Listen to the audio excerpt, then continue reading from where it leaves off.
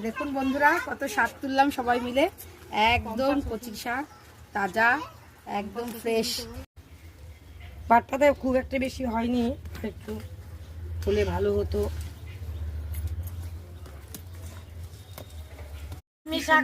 শাক গাছের, খেতেও খুব ভালো, একদম কচি কচি শাক। পুরো ছাদ বাগানে সুন্দর হয়েছে, দেখো সবাই, দারুণ লাগছে।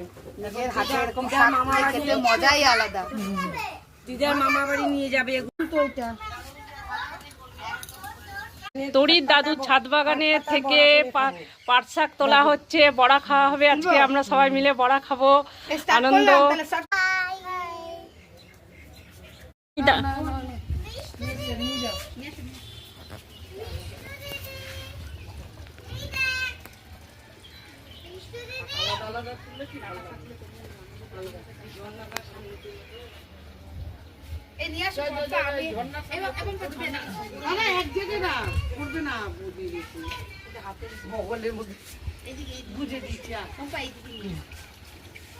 এখন কিছু বলবো না, এমনি শুধু ভিডিওটা তুলে নেবো।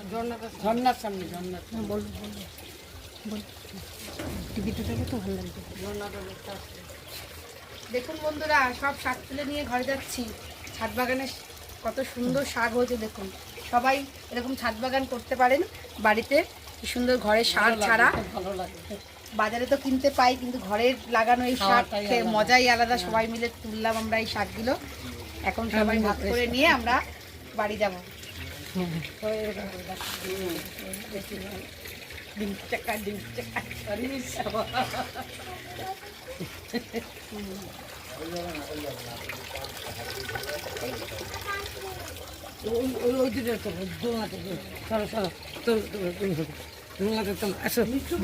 এই যে মিষ্টি কোনখানে মিষ্টি আয়।